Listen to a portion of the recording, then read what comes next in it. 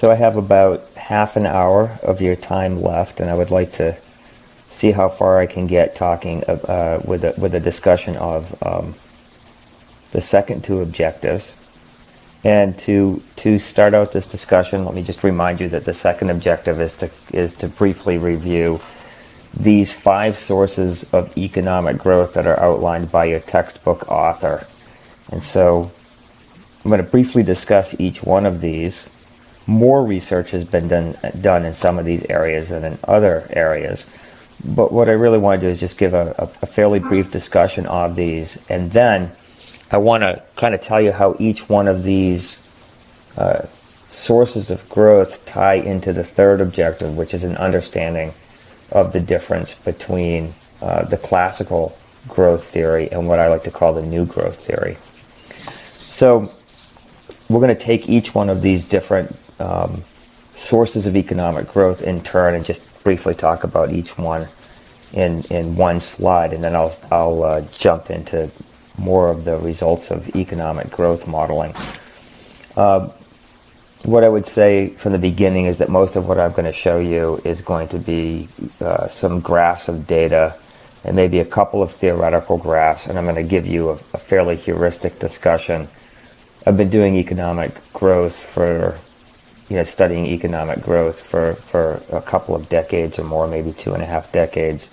And economic growth theory is, mathematically, it's really complicated. So what we're going to do is just kind of, give you an intuitive understanding of what economists think is important in terms of explaining economic growth and what used to be important but has now been de-emphasized, I guess I would put it that way.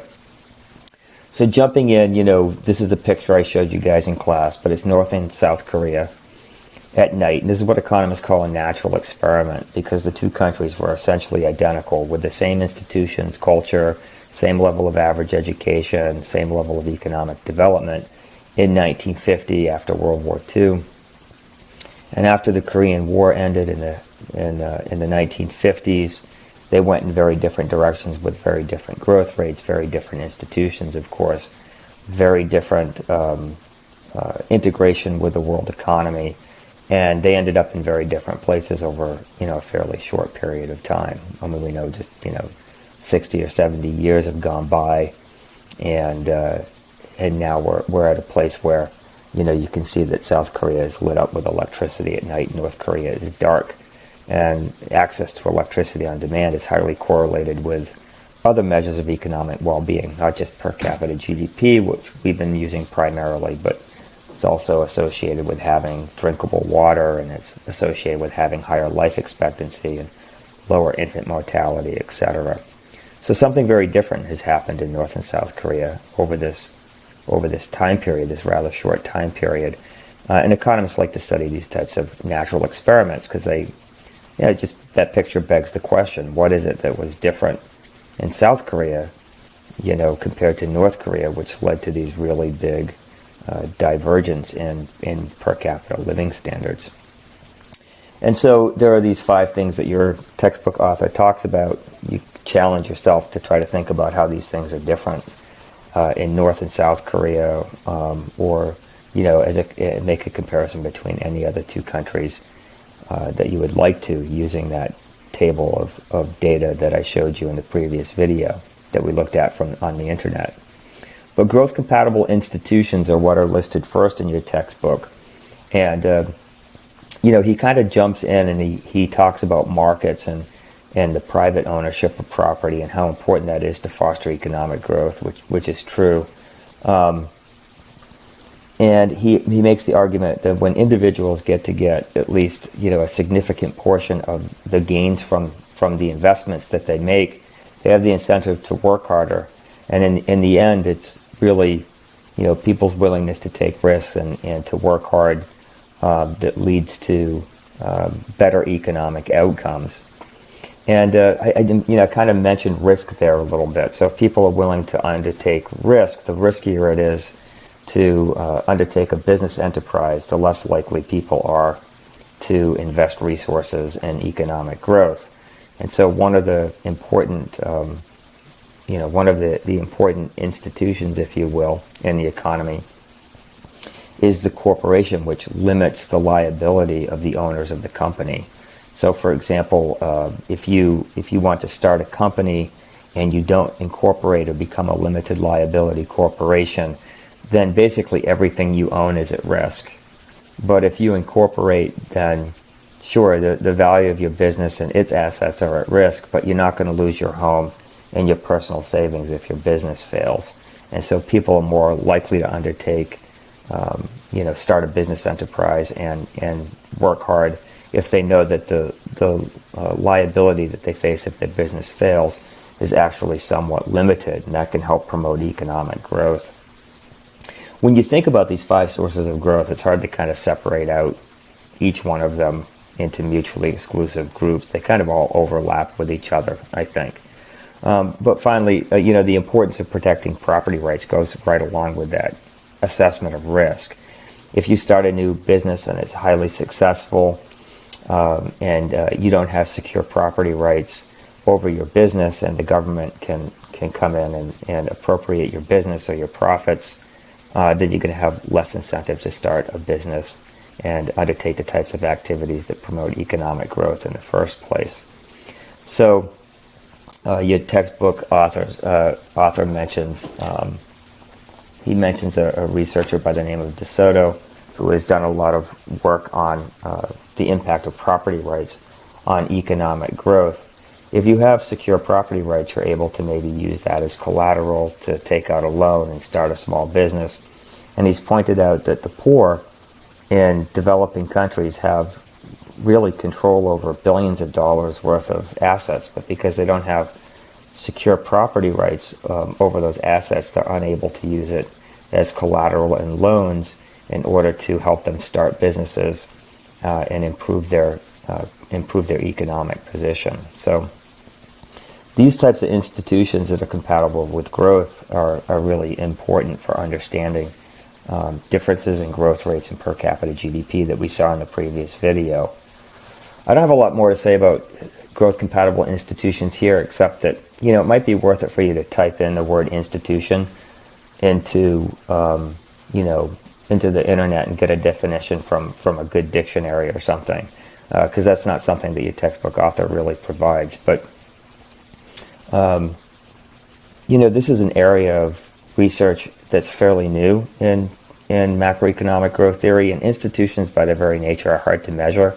So there's a lot of work still to do here. You've probably gotten the idea that macroeconomists like to measure everything, and until we've quantified it, we're not happy. And we don't have we don't have research that really quantifies this quite as well as we would like. And so it's an area of, I would call it, cutting edge research in macroeconomic growth theory.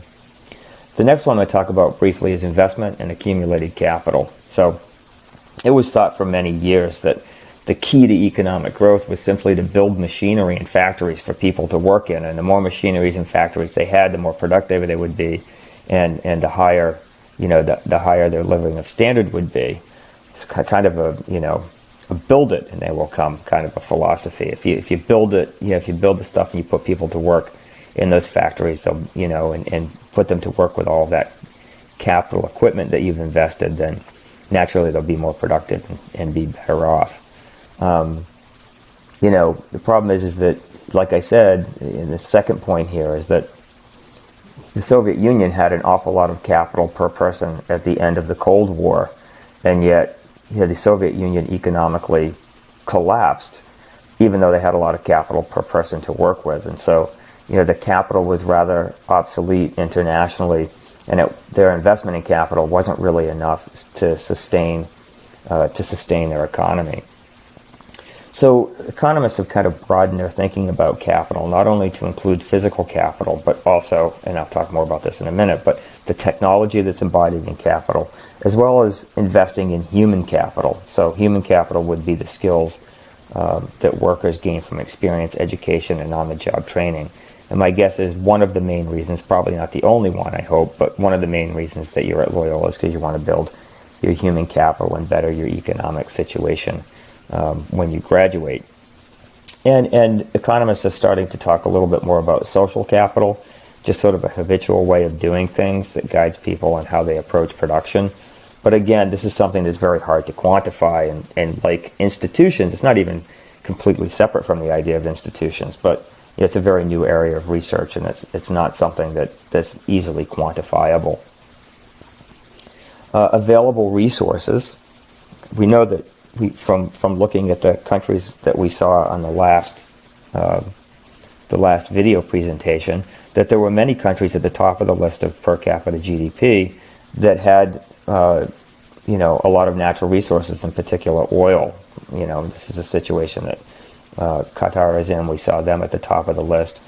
Russia doesn't have, they're not at the top of the list in terms of per capita GDP, but they would be much further down on the list of per capita GDP if they did not have a lot of natural resources to exploit.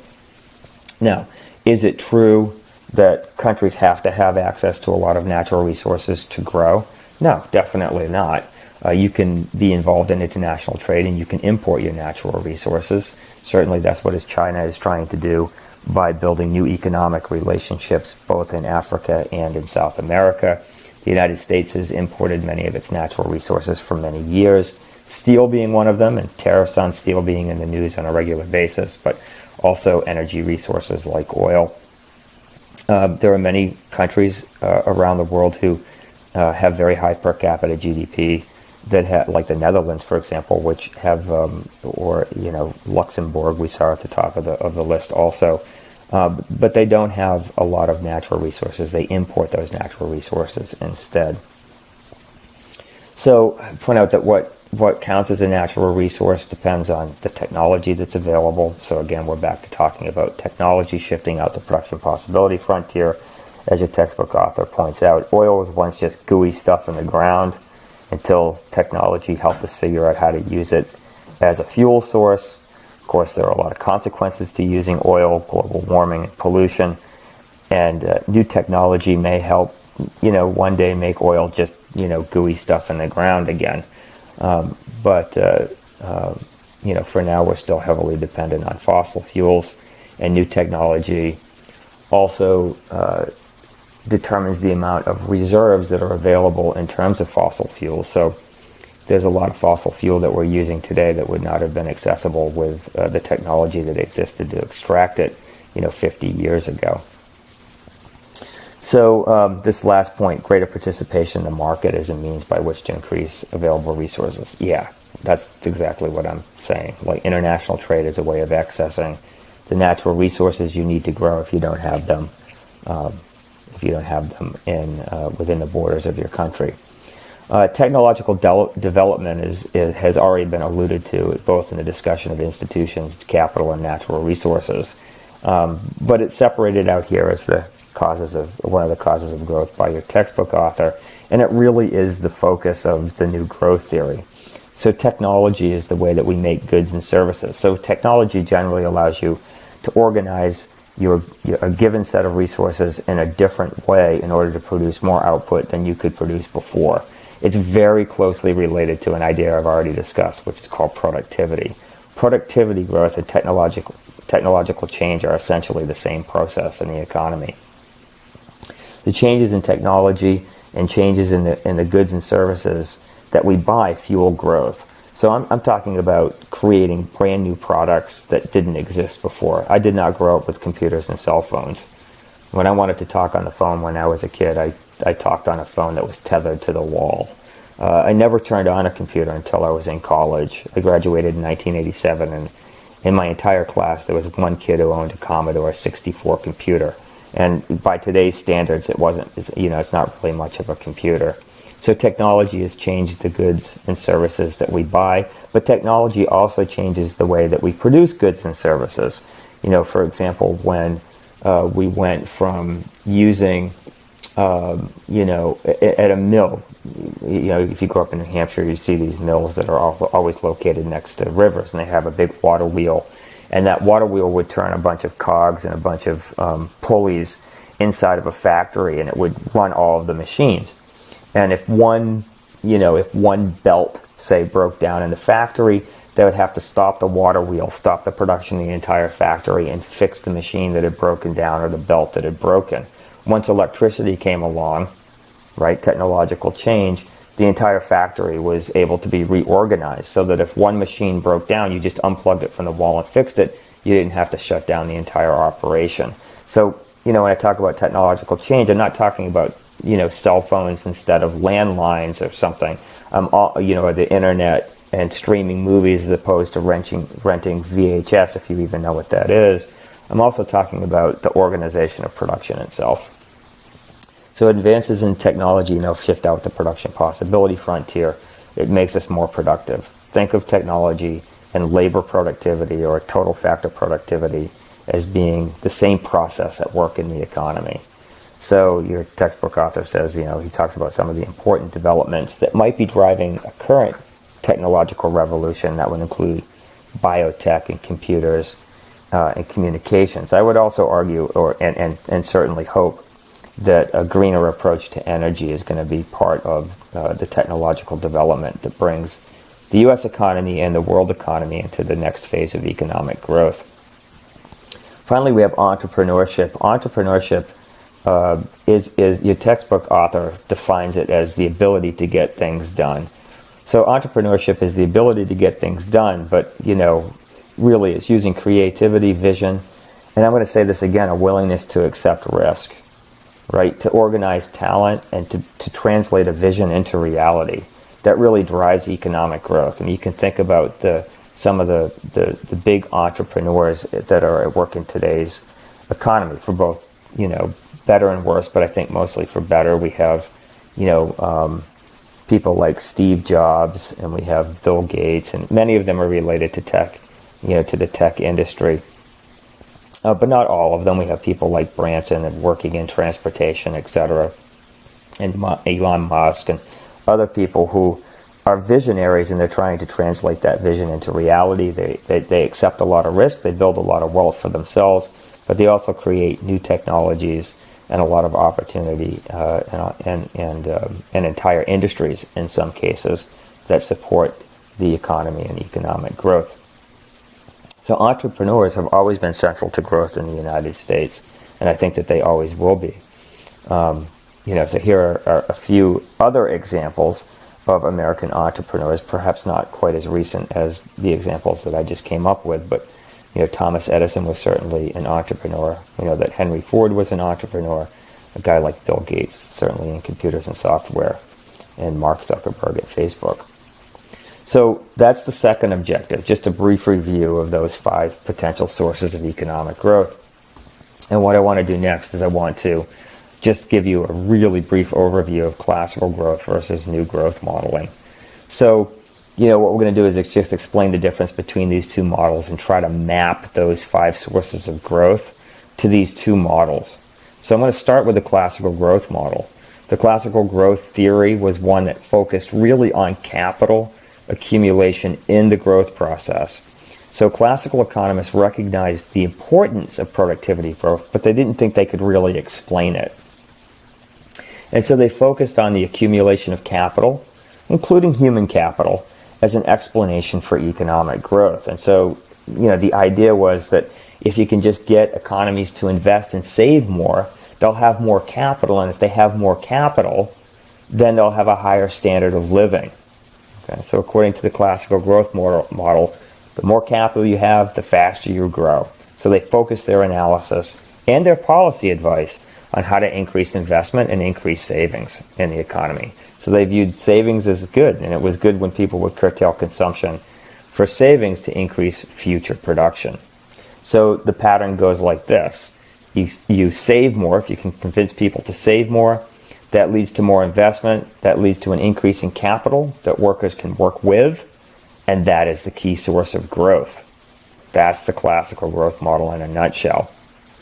So this is closely tied to the idea that savings is good for the economy. Very classical idea, right? So what I'm showing you here is what's called the loanable funds market. And in this loanable funds market, what we do is we put the interest rate here on the vertical axis. And this is, I'm going to just point this out, this is a long-term interest rate at which firms borrow to invest. So it's not the same thing as a short-term Fed funds rate that we're going to talk about when we talk about monetary policy. So we're going to have to make that link later.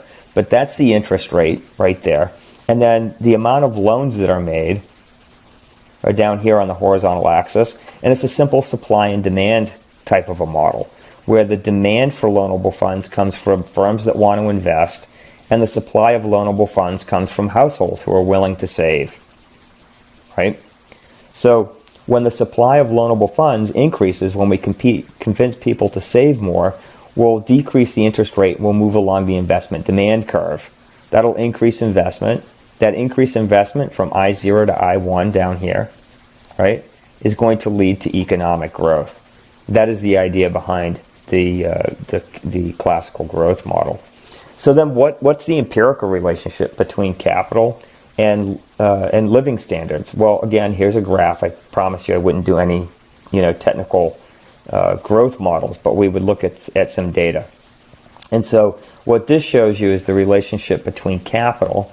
Capital is measured here on the vertical axis, and GDP per worker for a number of different countries in the world. And what you can see is that there's a strong relationship, indeed. If you increase the amount of capital that workers have to work with, you tend to find that workers have more GDP per capita. So that's good for the classical growth model. Classical growth model seems to be capturing something important about economic growth. And of course, we don't just have capital, we have human capital as well. And you can see the same positive sort of upward sloping relationship between the amount of human capital, years of schooling, that's measured here on the vertical axis. And as that increases, the upward slope of that line that I fit through the data seems to suggest that you'll have higher per capita GDP. So it's not just investment in human capital, physical capital rather, that's important, but investment in human capital is important too. And so I don't want you to think too much about the difference between these two. Let's just focus on the blue line for just a second, okay? And don't worry about the equations in this graph at all. They don't really matter too much for us. What we're measuring on the horizontal axis here is the amount of capital per person that individuals have to work with. And this blue line, which shows China on the line in the US, would be a representation of the classical growth model, which emphasizes differences in capital per worker, which is measured on the horizontal axis, and explaining differences in GDP per capita, which is measured here on the vertical axis. So it would say the United States is a wealthier economy in terms of per capita GDP than China, because the United States has more capital per worker to work with. And we're not considering any differences in technology. We'll get to that when we talk about new growth theory, and we'll consider this yellow line down here.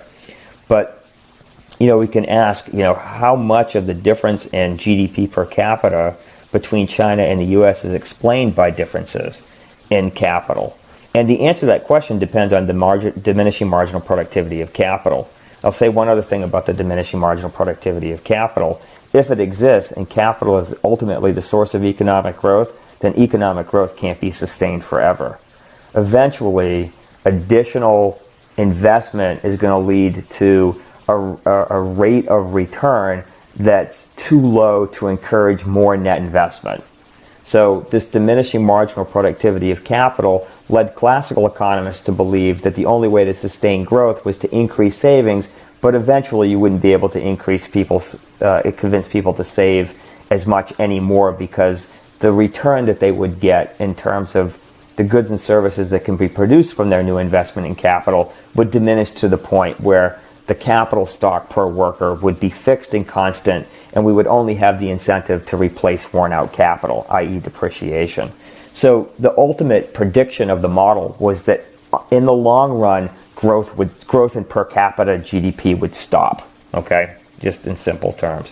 So that gets us to this law of diminishing marginal productivity, which is represented, of course, from microeconomics. It's represented in this graph by the fact that these production functions, right, the slope starts out really steep, but then the slope gets less and less and less as we move from the left to the right and accumulate capital. That's diminishing marginal productivity. So this principle of diminishing marginal productivity led to this prediction that eventually, right, growth would stop, and we would only be able to replace the amount of capital that was worn out.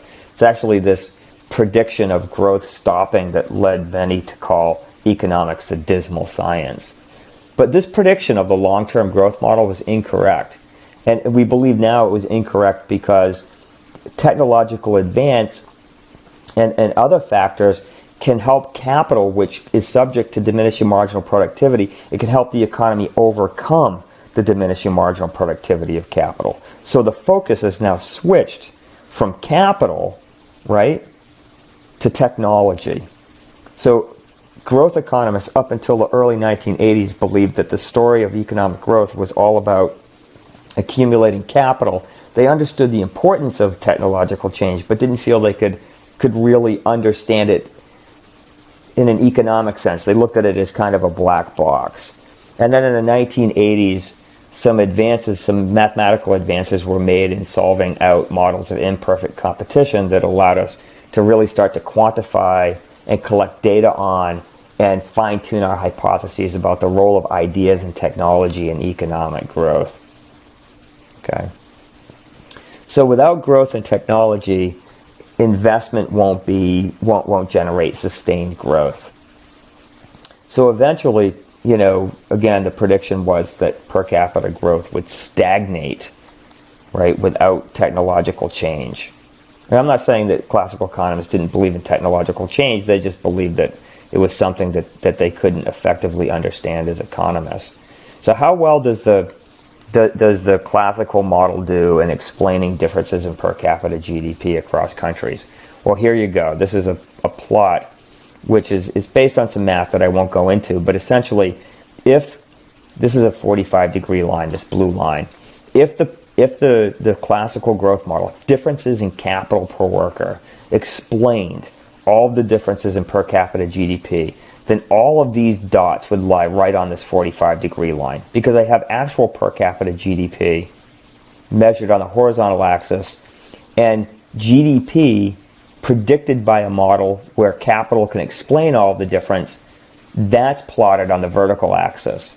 And what you see is that consistently the model seems to underestimate, right? The model seems to, I would say the model seems to overestimate the amount of per capita GDP that countries should have if capital differences between countries explain all of the differences in per capita GDP. You can see that the model, right, the differences in capital is consistently over-predicting the amount of GDP relative to the United States for this entire sample of countries. Now that said, there's still an upward sloping positive relationship between capital and the amount of per capita GDP that we've already seen. So it's clear the classical growth model is capturing something that's important about economic growth, but it's not capturing everything. Okay? So I would say that, making the assumption that the classicals did that the cause of growth was capital was probably misguided. Right? Probably capital comes about, changes in capital and investment come about through new opportunities that are generated by entrepreneurship and technological change. And then that leads to capital accumulation, and both of those things together lead to economic growth. So now the focus is on technology. So new growth theory focuses on technology. This is a theory and an area in the literature that started in the 1980s, so fairly new advances here in our understanding of economic growth. It's had this theory has had a very positive impact on IMF and World Bank policy that is intended to encourage economic growth. So this is an area of economic literature that has had a really beneficial impact over the last 30 years. If you're interested in reading more about this stuff, it's something I know quite a bit about and read a lot about. I'd be happy to give you some suggestions for some easy, relatively easy to digest literature on these topics. But technological advance is a result of what the economy does through research and development, right? Pure science, things we do at universities, things that we do in government labs at NASA. We all have heard the story about how Al Gore created the internet. That's a joke, but it was created by DARPA as a U.S. government defense research project, and that's where we get the internet from, and that's transformed the economy and the world in ways that we never could have imagined when I was your age. The common knowledge aspect of technology makes it a little bit different from capital. And this is why technology and ideas can overcome diminishing marginal productivity. Because once an idea is created, it's a public good, like you learned about in microeconomics. It's non-rival, right? And it's non-excludable. So once somebody discovers, say, the formula for solving the quadratic equation, right? Once that's discovered, it's not excludable. If the knowledge is out there, I can't prevent you from using it. So it's not excludable. And it's not rival. Your use of that idea doesn't impede my use of it in any way. And that helps us overcome diminishing marginal productivity. Ideas and technology have a really unique role in the aggregate production function. The problem is that from microeconomics that when something's a public good, there's not enough incentive to provide it. That's what the patenting system is all about, right? If you invent a new idea, you get some monopoly power for 18 years to recoup your investment in developing that idea. And where are we? Well, we're right back to talking about things like institutions and how they promote economic growth. So, the generation of knowledge and technology has these positive externalities that kind of spill over and benefit people who didn't directly invest in creating the knowledge. Right. I mean, we talk a lot about pharmaceutical companies and the high price of drugs, which is definitely a problem and something that we need to deal with. But if drugs were sold at marginal cost and pharmaceutical companies didn't earn any profits on the drugs that they developed, they would have no incentive to develop those drugs in the first place. So there are dynamic trade-offs to that market power. So then new growth theory, right, it emphasizes technology and the growth process. And technology is really recognized as being the key ingredient in economic growth. Entrepreneurship, institutions that promote economic growth, like the patenting system, secure property rights, and that gives entrepreneurs the incentive to take risks, for visionaries to take their vision and work hard to translate it into reality, to create new industries. And these new industries generate ideas that have all these positive externalities that help the economy overcome the diminishing marginal productivity to investment in things like capital and even human capital. So modern growth theory is named the new growth theory, with this emphasis on technological change and ideas. And here's how it works.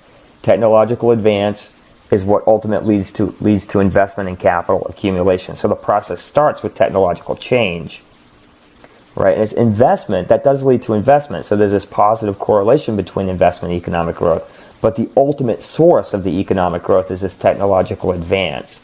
And this investment gives us the equipment that we need for more technological research and advance, and that is what leads to economic growth. Okay, so we're kind of de-emphasizing the role of capital, which is subject to diminishing returns, and emphasizing the role of technological change. So here's a graph of total factor productivity, which is an economic measure of technological change and per capita GDP again. And you can see there's a very tight fit between total factor productivity and technological change and per capita GDP. So if you want to know, just kind of a growth accounting exercise, this comes from a growth accounting exercise. What percentage of differences in per capita GDP can be explained by capital, i.e. the classical growth model, versus technological differences across countries like total factor productivity, because they're both important.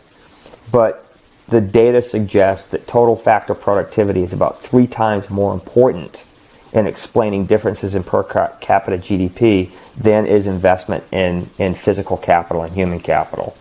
So it's not that physical capital and human capital aren't important, but total factor productivity and differences in technology, and this would include, I think, institutions. We'll come around to that in a minute. But these differences in technology are about 4 times as important as differences in capital in explaining differences in growth rates across living standards across countries. So, what does this suggest about policies, growth policies? Well, where economists used to just promote investing more in capital. The IMF and the World Bank would just go out and make loans to developing countries and just say, hey, build a new factory here. If you have enough capital, you'll increase the productivity of your workers and you will grow. I use that example of the Soviet Union that had a lot of capital per worker, but that capital was obsolete and their economy collapsed despite having high investment. So, all of this thinking that's happened since the 1980s have led to a number of new policies. Like I said, this is an area of economic literature which I think has had a really beneficial impact. Certainly the classical growth model suggests that we should save and invest. Certainly that's good for long-term economic growth, but also formalizing property rights and reducing bureaucracy and corruption in government has been a focus of institutional change to promote economic growth. Providing more education, of course, human capital continues to be important for economic growth, and promoting policies that encourage technological innovation. That includes a well-functioning system of protecting intellectual property rights. Okay, and then promoting policies that allow taking advantage of specialization, and I would certainly include promoting free international trade under that last point. So I'm going to end by just showing you a graph of divergence. So it is true that economies around the world are becoming really more different in terms of their standards of living over time. Like the poor countries are becoming poorer relative to the richer countries. It doesn't mean they're becoming poorer in absolute terms. I'll show you a graph of that in just a second. But, growth continues to be sort of the tide that lifts all ships, if you will. I've used that analogy before in class. And you can see that that's true overall. I mean, per capita GDP across all of these different regions in the world is certainly increasing over time, but also the lines are becoming more spread out over time. So despite the fact that they're, generally speaking, upward sloping like this, you can see that, they're actually, spreading out also over time compared to where they were. Again, we're on a ratio scale on the vertical axis. But they're a lot closer together in 1820, right, than they are out here in the year 2000. This is something we saw in the Gapminder video also. But if you pick key groups of countries that have similar types of institutions and encourage entrepreneurship and technological change, right, then you'll find that they do tend to actually converge over time. So just focusing in here on the United States, the UK, and Japan, we can see convergence. Kind of focusing in here a little bit, you can see that Japan had no tendency to converge to the UK or the United States until after World War II. And after World War II, they started to grow rapidly, caught up to the UK, right, and surpassed the UK and almost caught up to the United States in terms of productivity. What is it that happened in Japan at the end of World War II that allowed them to actually join the UK and United States, if you will, convergence club? That's what a lot of economists call these groups of countries that are moving to the same place over the long term. They call them convergence clubs. And I would argue that Japan did invest heavily after World War II, but the more significant changes were probably political and institutional. So again, just looking at the impact of economic growth, this is a chart that shows the share of the world population that lives with a certain amount of income as defined on the horizontal axis. It's hard to read here because I didn't do a very good job sizing this for the video presentation here. But what we have down here is per capita GDP relative to the United States in 2014 again. So for example, what you can see, and each country here is weighted by its population in the calculation. So this is really the distribution of world population by per capita GDP. And I'm comparing 1960, which is the green line, to 2014, which is the most recent data. And this, let me tell you that this comes from a study. I wanted to tell you where it comes from, by Xavier Salai-Martin, who's a fantastic growth economist. And the name of the article is The World Distribution of Income, Falling Poverty, and convergence period, which was published in the Quarterly Journal of Economics, outstanding journal, in May of 2006. And I know I'm very familiar with his work. He's a very well-known growth economist. But basically what he's showing you here is the impact of growth on poverty. So, roughly 66%, let's say like 2/3 of the world population here, okay, kind of coming over here to 1960, and then we come down here somewhere between 1/3 and 1/16, right? What this means is that about 2/3 of the world population measured on the vertical axis had a per capita level of GDP that was somewhere between 1/32 and 1/16 of the level of U.S. per capita GDP in 2014, which is which is close to about 5% of the per capita GDP level in 2014, which is about $7 a day, which is the UN's cutoff for living below the poverty line. So what this means is that about 2 out of 3 people in the world lived below the current poverty line in 1960. Okay, and then if you come out here, you can see, it's about 1 out of 4 individuals. And the actual number, if you read this paper, you can see that, well, again, actually, I don't want to do this that way. I want to move from this axis. So roughly about 5%. Actually, I want to go over to this axis. Actually, I want to know what percentage of the world population today lives below the poverty line as a result of economic growth. And you can see it's a much lower percentage of the world population. If you read his paper, you'll find out that that's about 1 out of 12 people. So in 1960, it was about 2 out of 3 people. Now it's 1 out of 12 people. And I'll just kind of read you some of the results of his paper. He says that as a result of economic growth, I'm kind of paraphrasing here. He says that in 1960, 2 out of 3 people in the world lived in countries with per capita GDP less than 5% of the 2014 level. That's what we see in this graph. Okay, and he says, in other words, in today's prices, these people made about $7 a day, which is the cutoff for poverty. By 2014, the fraction of people living in this kind of poverty fell to 1 out of 12. And then he talks about population growth. And he says, population has grown over this period. Again, I'm paraphrasing, but he says, if the distribution had remained at its 1960 level, today, because of population growth, 4 billion people would live below the poverty threshold. But instead, because of economic growth, and despite the fact there's been significant population growth, about 5 million people live below that poverty threshold. Okay, so, economic growth creates disparities.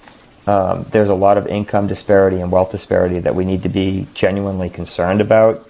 But overall, the story of economic growth is a story of one that has really lifted a lot of the world's population out of abject poverty, and you can see that from this distribution.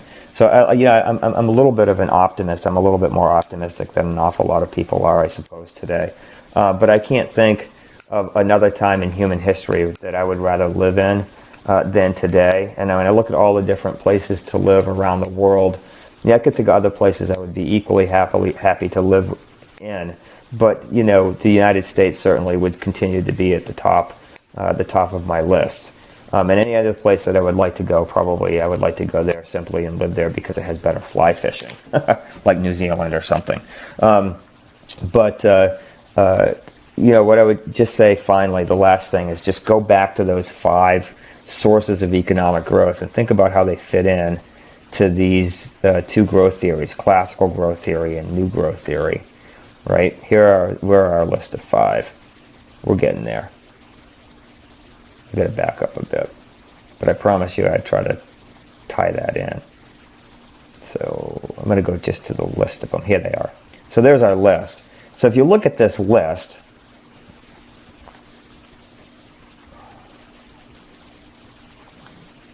there we go. Oh, you know what? I lost my pen. That's why. Hold on. There's my pen. That's why it keeps changing on me. So if you look at this list, what was emphasized by classical growth economists? I mean, there's still important considerations for economic growth, but they're probably not the ultimate cause of sustained long-run economic growth. Well, of course, they emphasized investment, right? Subject to diminishing returns, and classical growth economists emphasized available resources. So these would be sort of classical. Just put classical there, okay? What is really emphasized by new growth theory? Total factor productivity, technological change, right? Growth compatible institutions, right? Closely connected to the incentives to undertake entrepreneurship, take risks, and allow visionaries to kind of see their dreams realized, right? And of course, in the process of that, we have the economic incentives to generate technological development and technological change. So I'd say that new growth theory emphasizes economic growth compatible institutions, technological development, and entrepreneurship. And again, I would say that all of these things are interconnected in really complicated ways, and it's a super fun and interesting area to do research in macroeconomics.